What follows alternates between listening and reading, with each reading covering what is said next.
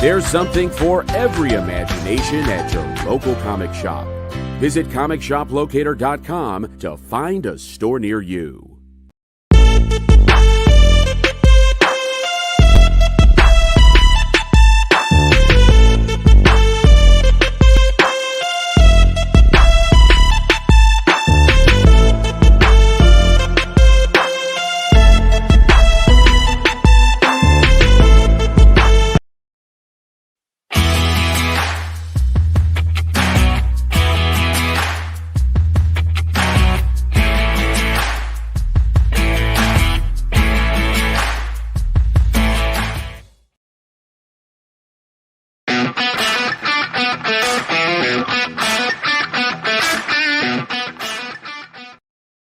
What's up, the internet? It's me, it's Kyle. Welcome into Talking Shop, our online interview video thing.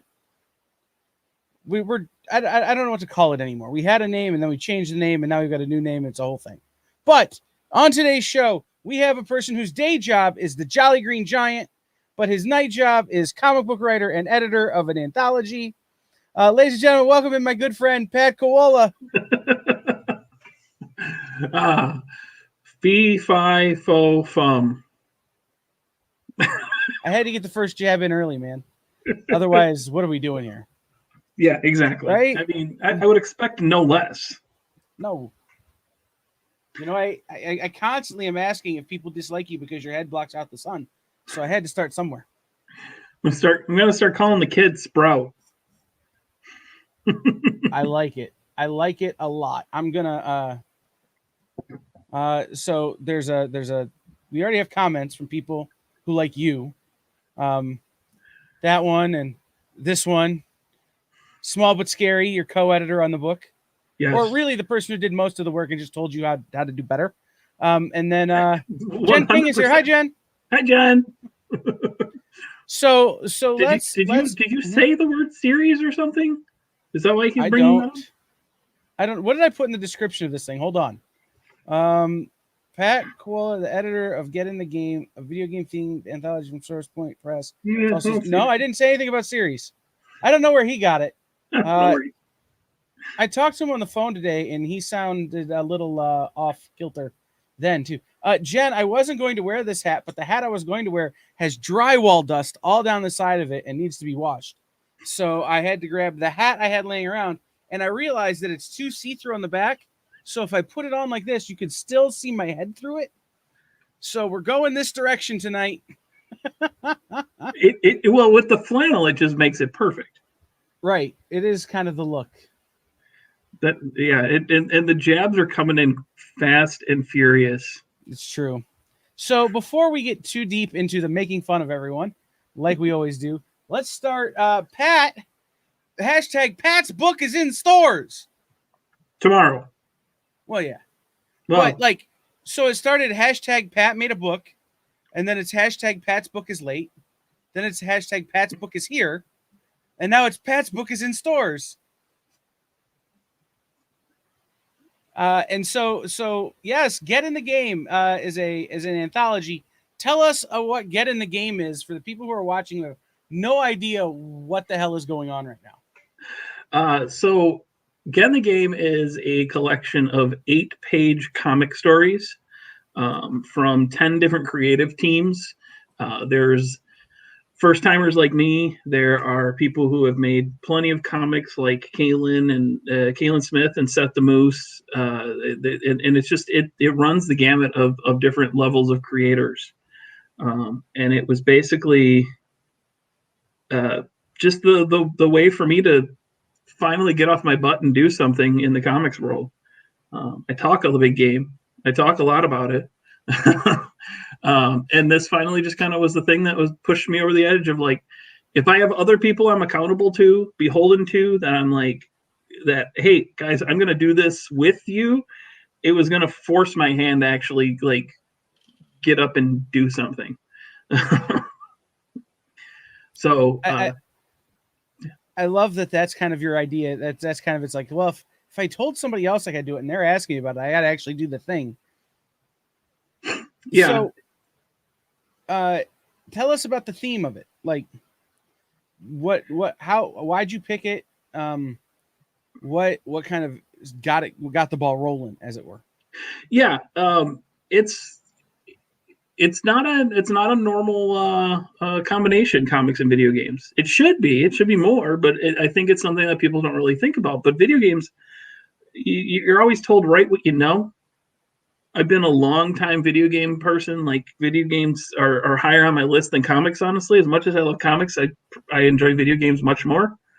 Um, but it's right what you know. So I looked at this and I'm like, okay, how do I work this into gaming? How do I work video games into this? And it became very simple. Of just let the prompt be as basic as possible and make it be video games. And it's amazing how many different stories, how many different ways video games connect to people, and how they connect those stories into their, those video games into their stories in their lives, or all those different things, or how they see video games in the real world. Or, we have lots and lots of different types of stories, from personal, like deeply personal stories of playing video games with your late father, to silly stuff. Like my story is very silly. It's very very just like, it's called The Wait, and it's all about just that wait for a new video game.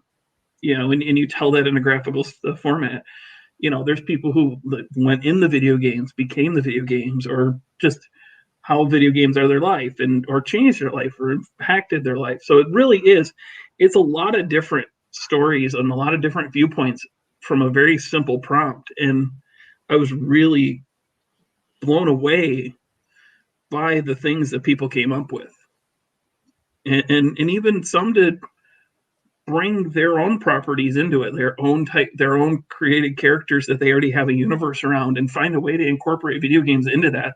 Like, it just was really cool to see this all come together, and the relationships that were grown out of this. So, Well, one of the people in the book is Jarrett Whalen, a friend of ours, who, he wrote the story for Get in the Game, and then has launched his own comic book that is a spin-off that's based on the same characters, right? Well, the Get in the Game story is more the spin-off of his main story, because he already had the main story working and all that. So, like, this is kind of like a prequel side story type, really cool thing that he incorporated his into his universe, and really just took his main character playing video games, and in a way, and it was just really fun to see that here's this standalone story, the story that he's telling, and he's created these characters, and then to take those characters and adapt them to this theme was really fun. It was really cool of him. So, you started off, you're putting the book together, and then it goes to Kickstarter, and you crowdfunded. Tell us about that process, how you got from the idea of having a book, and then the idea of kickstarting the book, and what that process was like of running a Kickstarter, and then how we've gotten now, because that was pre-pandemic, right? Like, just pre-pandemic. Like, yeah. Like, so I sent out the call for pitches, and I'm pretty sure it was January of 2019. Started there, and was that really, long ago? Yeah, it was that long ago. Because it was a full year. With this book for over 2 years. Is that what you're telling me? Yeah. Okay. All right. I'm gonna sit here and ponder where my life went. Yeah. So I sent out the call for pitches, and being first time to Kickstarter, I wanted to make sure that it was as close to done as possible, if not completely done, before putting it on Kickstarter. Because we all know how sometimes first time people will bite off more than they can chew, and and I won't lie, I felt like, even having done all that and being ready, I felt like I bit off more than I could chew. But I had, so coming into that, it was trying to figure out, sometimes having a lot of people on a book is a blessing, and it helps push it. Sometimes it's not. It can be, and it can't be, because sometimes it just gets lost in the shuffle. I won't lie, I was really bummed I didn't get Projects We Love. I was like, darn it, I was waiting for that on that, like, first and second day, and didn't get it. Well, it's but because, as we know, no one loves you. yeah. So we're I going went as long as I could without making it go. Kickstarter was the logical place to put this. Being a first time creator, not being attached to a publisher at the time, not having any specific, obviously I have friends and people who I respect and who I have relationships with, but it's still a big gamble, and I'm not the best video producer. I'm not the best graphics designer. So it was a very simple, campaign. But thankfully, we had some great options and some really cool, art options from the artists of the anthology, and a couple of people designed really cool pins that, so there was some really fun. And Rob Humphrey, who did Save and Continue in the book with Keelan Smith, came up with the idea to bring one of the art objects from the cover of the book into real life. So we took the logo of his story and put it on a NES cartridge. So finding all those things, going through that, figuring out what the goal is, figuring out what the production costs are going to be, those are all really just crazy things. And we're pre-pandemic. We have no idea what is coming literally a month later. Because I kicked it off the beginning of February, ran through February, figuring that was a solid time to run a Kickstarter, because it's tax season. It's I kind of held it back to make sure I was in the first quarter of the year to kind of push through it, and it was hairy. It got down to the wire. Things got funded, and it did really well. Yep. I'm surprised he didn't mention the fact that I forgot it in his first package and I had to send it separately.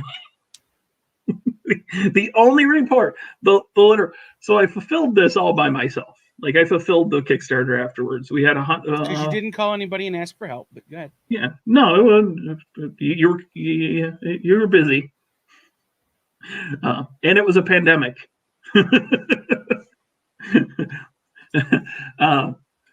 But so we had 125 backers.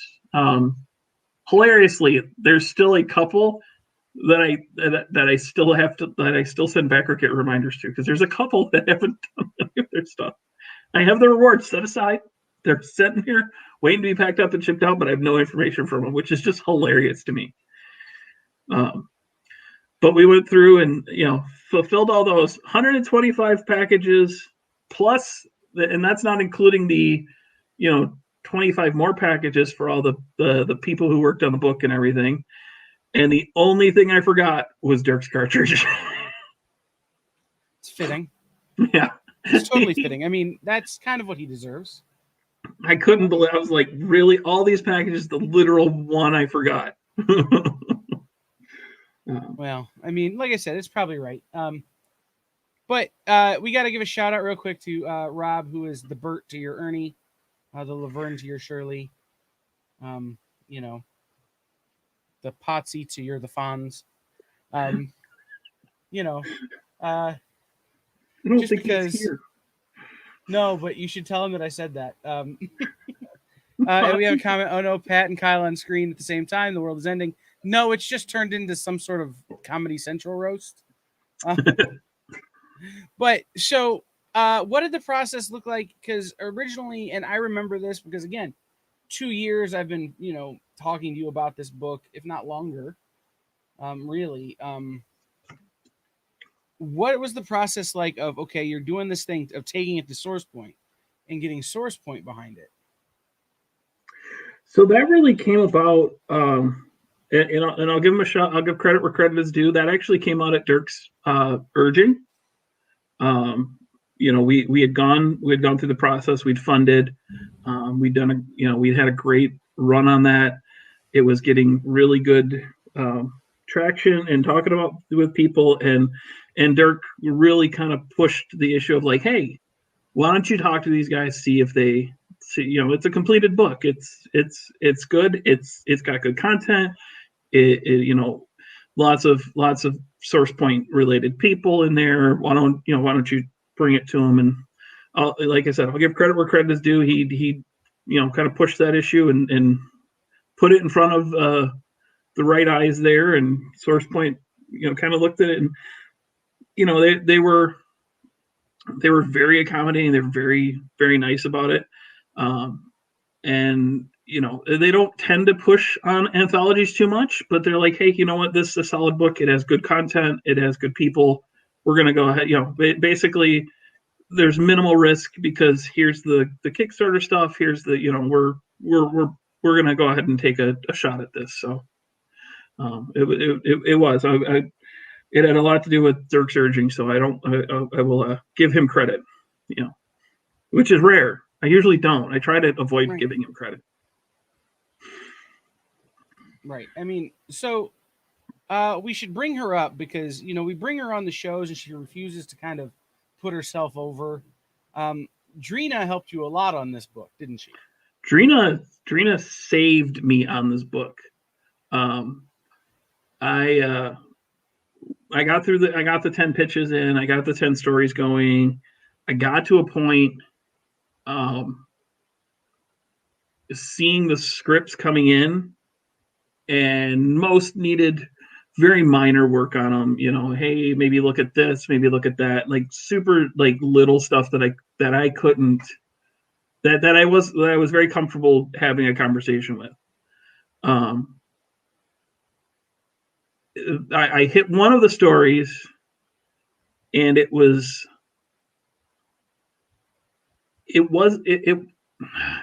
tough to put it into words. Basically, in 8 pages, they had 60 panels, and they had them plotted out for the artist. They had them like this, one page had like nine panels on it. 2 different pages of 9 panels. One was a splash with like 4 overlays. It just like they had gone in and they laid it all out.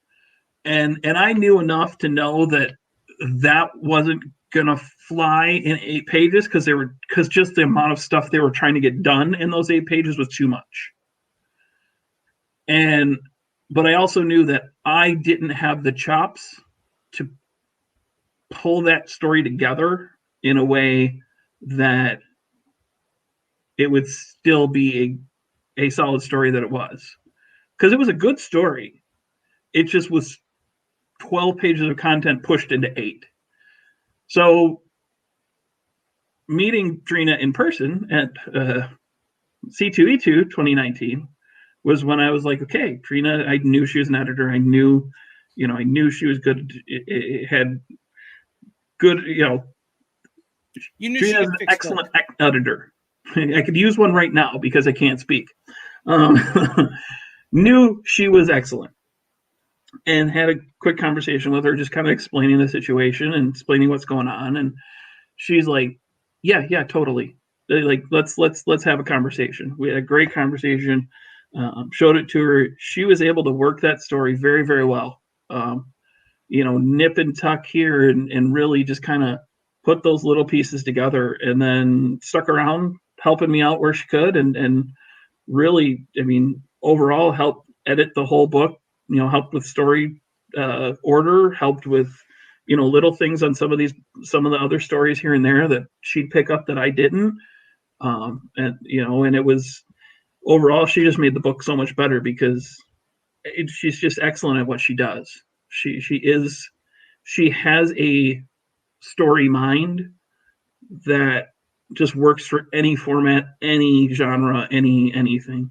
Like she's able to make a story better. Yeah, she's somewhere right now as red as the back of this hat. Oh yeah, because she's embarrassed or she's going to kill us both. Either way, that's definitely true. Yeah, either way. So what is that like? You've got this idea, you've kind of shepherded this thing down the field. You're going, and then all of a sudden, you've got stories coming in that maybe don't work, that maybe don't exactly fit, or you've got pairings of artists and writers that aren't necessarily good collaborations. How do you approach that as an editor? So the stories coming in, thankfully, so I'd gotten a solid number of submissions, and I'd pared it down to the 10 that I was going to use um, based on their pitches. Because if their pitch doesn't fit, it wasn't going to fit the book, regardless. There was no amount of editing that would make a bad pitch fit into a, with what I was trying to do. So that, that brought the first cut down very well.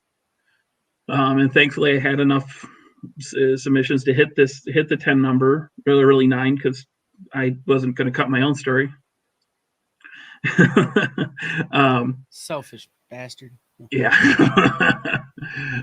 So that was really nice. But if there's a solid enough pitch, you're going to be able to cajole the story enough that it's going to make a solid story. And not everything's going to be Shakespeare, and it doesn't have to be. It's comics. If it's an enjoyable story, if it's a story, if there's a logical progression in it, it can be, kind of coerced enough to make it into, something readable. And then that's all I was looking for. I really wanted to make sure that I was bringing first timers in on this. I wanted to try and bring in some, veterans if I could, to help that. But it was more about just bringing people along for the ride. I didn't want anyone to feel like, oh, he's trying to big league me. He's never done anything, but he's trying to big league me. That wasn't anything to do it. So that was really tough, to really just massage stories into life, because I think as difficult as editing is, or excuse me, as difficult as writing is, editing has a different level of difficulty because you're dealing with different people. You're telling them that their baby is bad. Even if you're not saying their baby is bad, you're saying their baby is bad. You're basically saying their baby is ugly. Because that's what these are. These stories are people's babies. Like, no one's going to love that story like you are. So it's finding that nice way of saying, hey, just kind of, we need to tweak this, or we need to do that. And the writers are very open to it for the most part. Artists are a little tougher. You got to really kind of work through some tweaks there.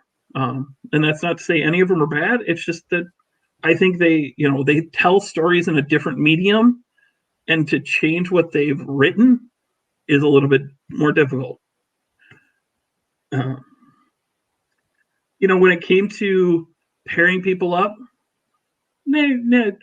I was super lucky. Pretty much everybody was happy together. There was, some issues. And there'll always be that. Yeah. You pair people up and it doesn't work out. And it happens, and it happened here. And there was ways to finagle that and make it not be bad anymore. So, like I said, I was super lucky. All the people were great. I don't feel that anyone was unreasonable or angry or mean or anything. I think everybody was open to everything that was being done, and the vision that was at hand. And I appreciate that. I'm glad to have found, a bunch of new people, expanded my comics, circle of friends, and I'm happy about that. Well, and let's talk about that a little bit. Is that the way up until this point that you've kind of accessed the comic book world is as a fan and as a part of Team Cherry Capital. So, tell people about how you came to be in that role, I guess. Nobody else wanted it. Okay, that's fair. So no, but like, how did the con come to be? How did you come to be a part of it? And then now that you're a creator, which is going to be weird for a long time, how is it different? So the con came to be through basically Mike, the owner, and Rob and some other folks who frequent in the store, having some conversations about why don't we have a con here? And then somebody called into a local radio station and said, why don't we have a Comic-Con here? And then Mike called said radio station and talked to the DJs, and then the DJs announced that we were having a Comic-Con. 8 weeks later. And that's the kind of thing Mike will do. I'm gonna throw Mike under the bus here a little bit, in that Mike is one of those guys that's like, yeah, let's do it. We'll do it next week. He doesn't like no. He doesn't like that it can't happen. Right. He doesn't think about how it's going to kill the rest of us. Well, and to be perfectly honest, I wasn't involved at that point. I didn't know Mike as well back then. I didn't know Rob quite as well. And I was working at the local game store, so Corey knew all those people much better, and Corey was the manager. So since I was a key holder, I got left at the store to run the store while Corey went and hung out at Comic-Con. So it wasn't until the 4th year that I started volunteering. I started just helping out, helping Rob with some of the check-in and stuff, and just being a general volunteer. And eventually we kept growing to a point that we started having discussions of like, we need to actually staff this event out. We need to actually, figure out what this looks like, figure out how we do this.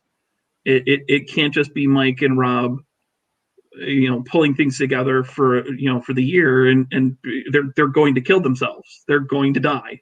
They're just stressing, and they're going through a lot. So a number of us, Corey and Jason and myself and Selena and Noah and Sarah and Amanda and Richard all just kind of descended on it of like, we need to, I swear I just forgot somebody on staff, and I'm going to hear about it. It's Aunt Cheryl. Did you forget Aunt Cheryl? No. I didn't forget Aunt Cheryl. Aunt Cheryl is a wonderful part of the team who is here for just the weekend of, just like Mike's mom. Like Mike's mom helps a little bit throughout the year, but mostly leaves it to us to just get ready, and she comes in and takes care of all the tickets and everything, and runs that ticket booth like a Swiss watch. And we just kind of looked at him and said, how can we help lift the load? And as we're going through these things, we're helping make decisions and stuff. It just came to the part where we need a legitimate media strategy. We need to partner with podcasts. We need to partner with websites. We need to figure out what our radio, appearances look like. So I kind of took that on for a while, for a couple of years. And then this year I'm starting over with taking care of the exhibitors, and Corey's taken over the media for now. So, but that's kind of the evolution of that. But it is a very different thing, because when you're in that con promoter role, you're just worried about making sure these people are having a good time and making sure that they are selling books. And to some degree that won't change, but now having that relationship in a professional manner, having worked with Seth professionally, having worked with Kaylin, having worked with, Jarrett and Travis and all these people, it's a different relationship. It's a different, you have a little bit more of an appreciation for what they do, number one. And number two, it changes just a little bit to say, hey, we've got this going on, and and now you see that other side of the table. So Rob puts it well. He's seen all three sides of the table at a Comic-Con, because there's not just two sides to a table. There's three sides. There's the guest, the attendee side who's buying the stuff. There's the creator side who's selling the stuff. And there's the promoter side who's promoting the show, trying to help people sell stuff, but also trying to promote their show and take care of that part of it. So it's an odd change. So one of the things that makes Cherry special, and this is, something that I want to bring up only because nominations are live now, and for the first time, you can actually be nominated. Not that anybody will, because everybody's smarter than that. But the Gary Reed Independent Creator of the Year Award is given out at Cherry Capital Comic Con. Yep. And Travis from Source Point Press has won it. Casey Pierce from Source Point has won it. Seth the Moose, Dan Doherty. Dirk has lost several times.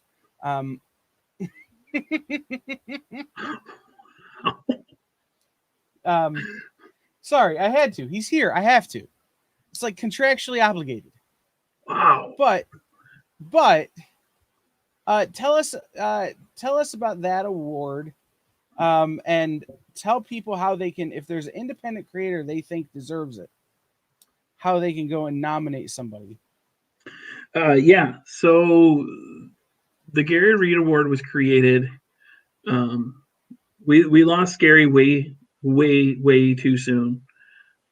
He was a pioneer in indie comics. He really led that charge of not Marvel and DC comics, with Caliber and everything he did. And even at his store, Green Brain, like he was, he was stocking weird stuff. He wasn't just stocking Marvel and DC. So he constantly wanted to bring along the next generation of creators while still bringing his own stuff to market. And when we lost him, we wanted to find a way to honor him and honor his legacy, because honestly, the Michigan comics community stems from Gary Reed. I mean, it can all be traced back to him. And I mean, some of the biggest names in the industry can be traced back to Gary. I mean, Bendis is a Gary Reed guy. Mm-hmm. That's not to take anything away from Bendis, but there's, he was at Caliber. Mm-hmm. But it's so in looking at that, we wanted to create an award, and we did this with the full blessing of Gary's family.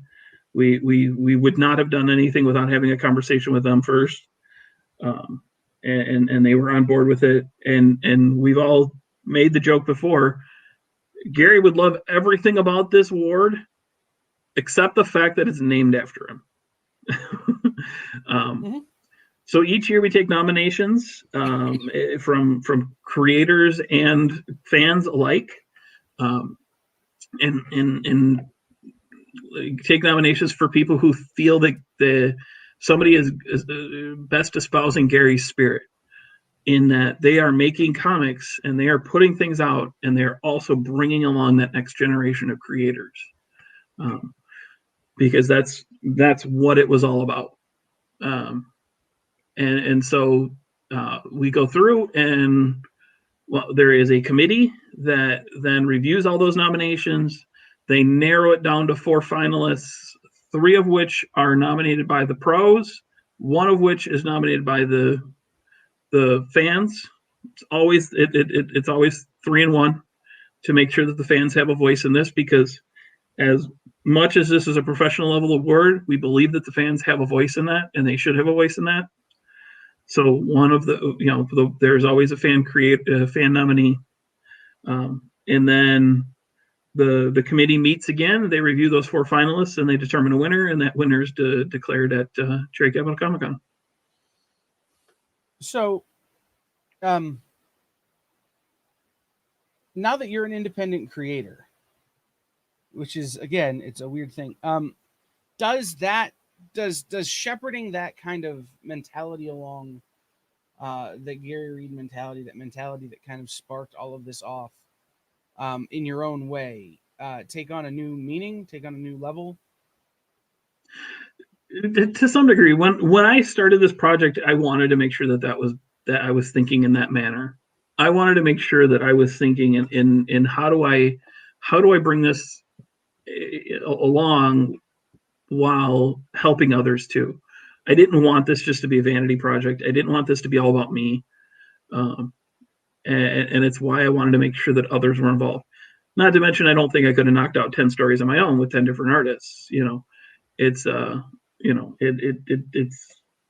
it's a different kind of animal, and because I was so immersed in the people who knew Gary, who worked with Gary, I knew full well that I wanted to do that in a way that Gary would have done it, and I feel that this is something he would have absolutely done in making sure that he's getting first timers mixed in with seasoned pros, and getting that balance of people to bring along people who are learning things. And I learned a ton on the way. I'm super happy of everything that I'm super proud of this book. I'm super proud of every single person who worked on this book, which, I mean, it's a list of 25 plus people. We've got incredible people from, and there's even people who are listed in the credits because Plowman had last access to the file and he took his name out of it. Because Plowman did all the layouts. He laid everything out and passed it off to Josh for Josh to send to Warner at Sourceframe Press to send to the printer. Like Josh had to make sure it fit in the specs, and it pretty much did. And he had to make the cover file. That's all that Josh had to do. So Josh was probably like, man, this is great. Because I can imagine not too many show in that way. So I want to make sure Plowman gets called out as much as I can, because I had his name in the credits and he literally took them out on me. That's funny. Yeah. I didn't double check before I sent it. And I look, I'm like, why is it? Son of a.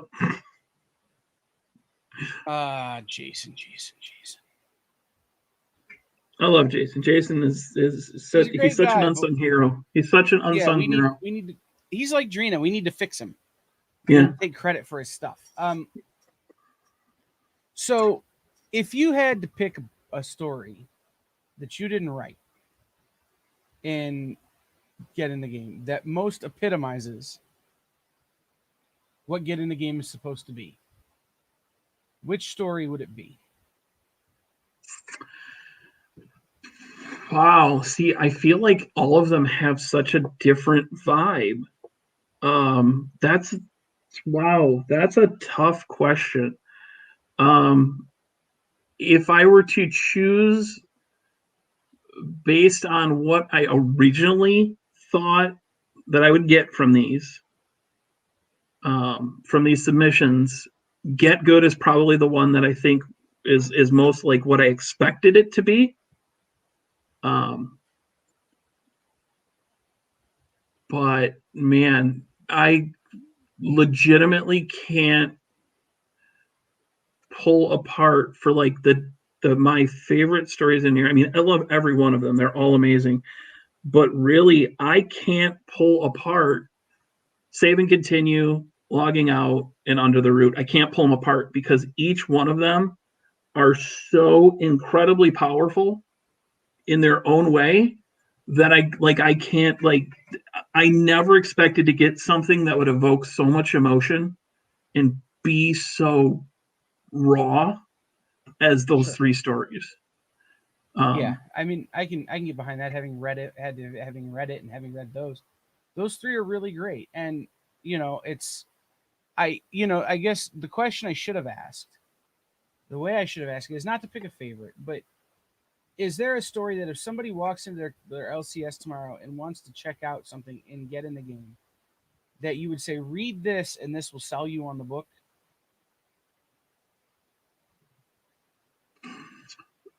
See, that's the thing. I feel like I'd need to know the person before I could do that, because there's such a wide berth of stories.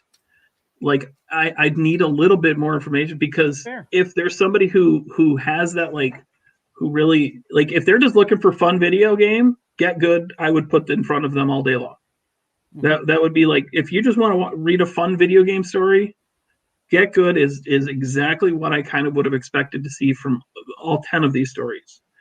But if they're looking for something that's more a little heavier, but or a little more, I mean, even Dave's story, Dead Batteries is a really fun video gamey story.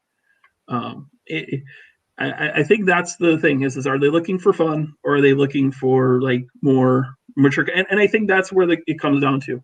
Between those two, like, you want fun or do you want serious? If they want fun, you Get Good, absolutely.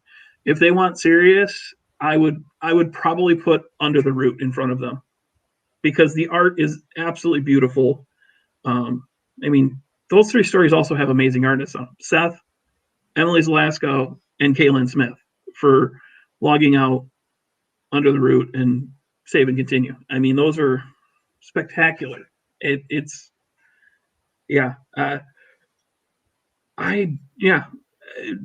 really drill down to your question, I think probably Get Good is the story seller. I really do. I think it might be the bookseller because it's just a fun, like, very video game. Everybody understands that struggle of trying to, beat that level on the video game, figuring it out, getting so mad, if you're in video games, if you do like video games at all, I think Get Good is that video game seller. I was listening to the radio earlier, and they played the Primus song, Johnny Was a Race Car Driver, which was in the original Tony Hawk's Pro Skater. And then you mentioned this, and it just gives me flashbacks to trying to get the secret tapes on Tony Hawk's Pro Skater, the original, which were the hard ones. Oh. And I'm like, yes, totally triggered. Totally. Mm-hmm. And it's true. I agree. Get Good is maybe my favorite story in the whole book. But I also want to give a shout out to Dave because Dead Batteries is awesome. Dave, another first timer, really in this book. Our friend Dave Herndon just crushed it on his first go. So you've mentioned a couple times. We've mentioned it. You don't happen to you can't tell me off the top of your head who the first timers in the book were, can you? Yeah, Corey on Logging Out, Dave on Dead Batteries, Dave Herndon on Dead Batteries. You're looking. Dean Mason and Dan Finley on Solid State. I'm pretty sure we're both first timers. I don't remember if Dan was the first timer or not, but I'm positive Dean was. Michelle was a first time comic writer. Michelle J. Gallagher on Under the Root. Isaac Bergman on Star Pilots, and he also did the colors for Get Good. He was a first timer. Was Jonathan and Sam a first? I think Jonathan and Sam were both on Get Good. I think those were first timers, if I remember correctly. I can't be certain on that one, but I'm pretty sure Sam and Jonathan were both first timers. Jonathan might not have been, but I'm almost positive Sam, the writer, was. And I don't remember if C.R. Warner had done any comic work yet. Yeah, she did. She'd done The Blessing of Angela with Ken Johnson. Or I think I just butchered that name. But I will say this, that Isaac is an unknown talent that you scored with, man. He drew me, and it was my Facebook profile picture for the longest time. And it wasn't even his finished piece. It was like his line work was my Facebook profile picture, because I'm like, oh, this is dope. He's gonna be a big name at some point. So he's actually I'm pretty positive he went to school with Undercover and Adam. Yeah. He told me that. So this is a thing that's been a 2-year process. In that 2 years, have you worked on anything else? Is there anything else that, you've got your name is going to appear in? Not that's coming out, not that's actively like in production. I have run a couple of scripts during that time. I have one script that's a first draft that needs to be completely gutted and rewritten. And I need to cut a couple pages out and rewrite some things, but the premise is there, and the premise is the premise is set. But the script isn't finalized, and then I have a second project that I've been. This one feels more like the White Whale type project, in that it's pages and pages of notes of world building and character development, and what's this character look like, and what are that character's motivation. Like, no script is put to paper on that. There's a thought of what it will be, but that one's been a lot of like, hey, oh, this character should be this, or that should be that. Like, more of the like core building process of it than anything. But I think that one will be probably the intention behind that one is more of a like Rashomon type story.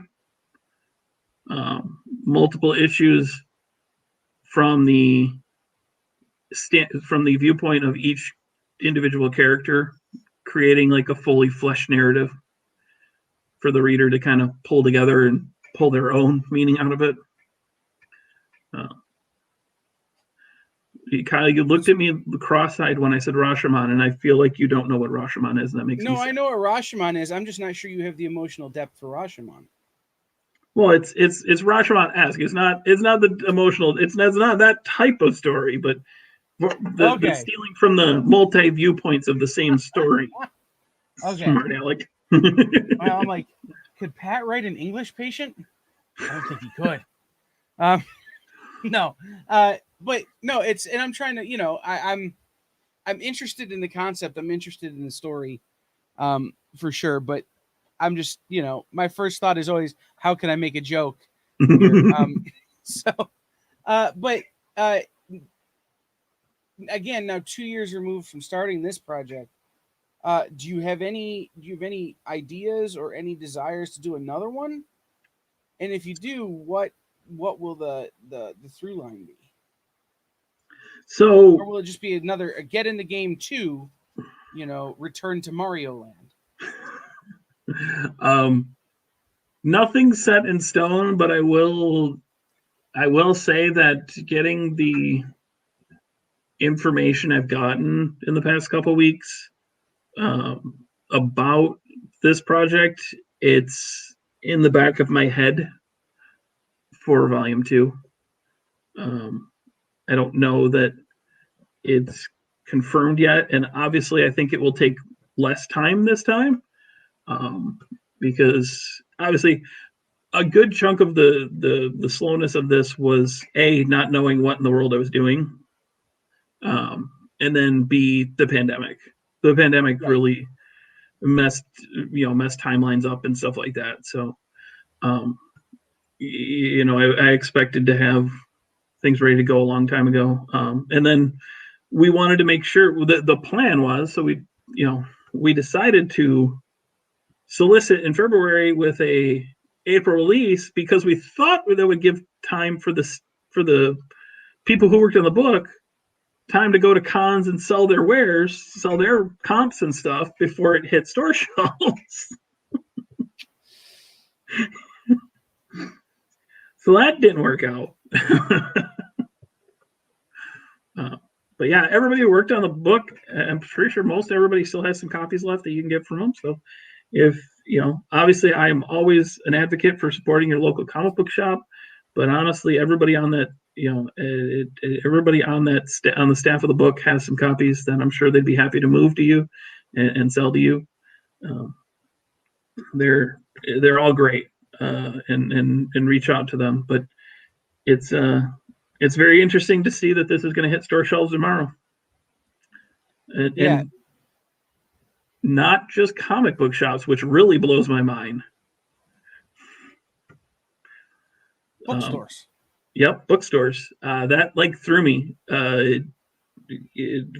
For those that don't know, Source Point Press signed a distribution deal with Simon & Schuster, which is putting their graphic novel lines into bookstores. And to see a book I wrote in and helped publish put on a national website like barnesandnoble.com or booksamillion.com is pretty crazy. Like, as cool as it is to say, hey, it's on the Midtown Comics website as well. So that's pretty amazing. But I think I have to go to my local Books A Million and buy out all the copies. She'd be like, "Ha." Good. Yeah, it's great. I will always try and push people to their local comic shop, but unfortunately, there's lots of areas that don't have local comic shops anymore. But you can find your local comic shop on comicshoplocator.com just by entering your zip code. That's my job. But now I don't have to do it, so I'm good with it. I mean, come on. That's also how you find who's hosting Halloween Comics Fest and Free Comic Book Day, and all those fun things. Do you want my job? I'll go get dinner. No, it's true. Visit comicshoplocator.com, type in your zip code, and find out where you can buy these books. Buy any books that are out tomorrow. Any of the rest of the shows tonight are all talking about them. So that's important to know. Now for the real important questions. Favorite WWE wrestler? Of all time or current? Of all time. Oh, Shawn Michaels. Favorite Pokemon?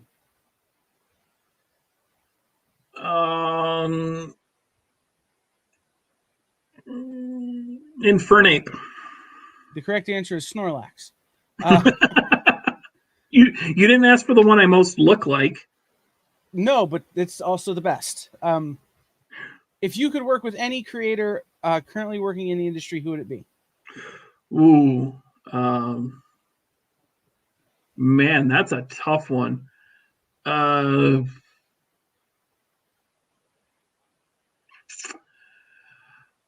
Yeah, I know I'm not an artist, but man, I'd love to co-write something with Donny Cates. That dude's just amazing. If you could write one issue of any current comic book, what would it be?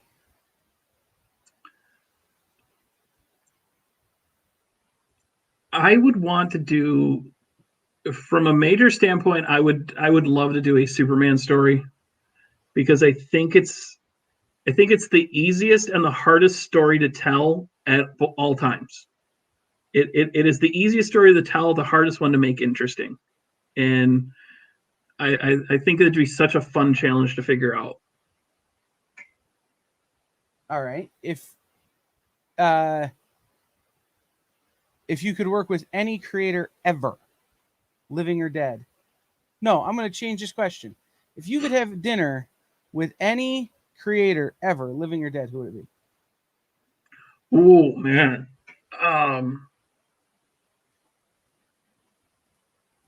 Jenna knows. Snorlax is always the correct answer. Man, I would probably pick Kirby. I feel like Same. Jack Kirby with such interesting stories. Like, I love Stan. Stan was an amazing person. I think Jack is the one who has the hidden stories that nobody knows about. I think Stan told all his stories. It would, for me, it's either Jack or Bill Finger. That was where I was going between in my head. It was, what was it Finger or was it Kirby? Like, I literally was sitting there like, man, Bill Finger, Jack Kirby. All right. A question that I can only ask you. You're the only person I can interview and ask. No, I'm not even gonna do it. I can't do it. Nope. I changed my mind because I have a 2.5 hour ride in the car with him this weekend, and I don't need the grief. But if you could go back and change anything about the story you wrote for Get in the Game, is there anything you would change and why?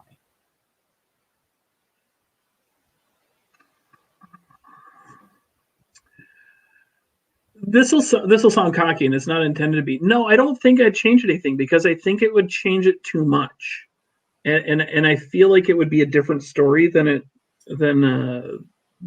would have been. Yeah. I really don't. I really can't Like, are there things I don't like about it? Probably, yeah. Like, I'm sure there's ways that I, could have advanced time differently or played with it because it's, maybe played a couple different jokes in there a little heavier or something. But I feel like if I were to change anything, it would just make it so different that I don't know that it'd be the same story. All right. So I am going to ask you one question I can only ask you, and it's because we're good friends. Favorite West Wing episode? The hands down, the Supremes. All right. And then finally, social media. You are the professor. You're Professor Nerdly. Where are you Professor Nerdly at? I am Professor Nerdly on Twitter, Instagram, and I think am I Professor Nerdly on TikTok? I can't remember if it was TikTok. I follow you, but you never tick or talk. Yeah, I don't. I keep feeling like I need to start doing that just because it seems like just such random fun to do. But yeah, I don't. So all three of those, it's at Professor Nerdly, and then on Facebook, I don't have a professional page on Facebook at this point, so I use my personal pages for the most part, but I tend to be very picky about who gets access to that. And then if you head over to Cherry Capital Comic Con on Facebook, some Monday nights, you're part of one of my favorite things on the internet, which is make fun of Pat for 3 hours, also known as the train wreck. Yes. So that's a place you can check out as well on the Cherry Capital Comic Con. Yeah, pretty much Facebook every page. other Monday at 7 p.m. Eastern. Mm-hmm. So, just got to have two devices running. One on the XP, one on that. Just remember, when you show up to the train wreck, the password is "Shut Up, Pat." That allows you in. Once he threatens to ban you, you're in good. So, look, man, no BS here. I'm really happy for you that the book is finally hitting stores. I know you worked really hard for 2 years, and I know I've given you a ton of grief about it, but that's how we are. That's how we're friends. So I'm incredibly excited, and I'm incredibly proud for you and everybody else that worked on this. So everybody needs to go to the local comic shop tomorrow, buy Get in the Game from SourcePoint Press. If your local comic shop doesn't have it, ask them what the heck is wrong with them, and then ask them to order it. Because I'm sure they can still get them from SourcePoint directly or through any of SourcePoint's distribution avenues. Mm-hmm. So, thank you, Pat. Thank you, Kyle. Thank you, folks at the EXP. Mm-hmm. If you see Pat in the comments, I'm usually the one yelling at him. So he'll be in the comments, I'm sure, quite regular. So I appreciate you, man. Everybody here on the EXP, stay tuned in just a minute for Minute to Skim It with Miss Jen and Hannah, where I'm going to ask them why they didn't skim this book and talk about it. Probably because it's too long. But head to your local comic shop and pick it up because it's worth it. It's a great read. I've read it. And it hurt me to read it because Pat wrote it. So, see you later, everybody. Bye.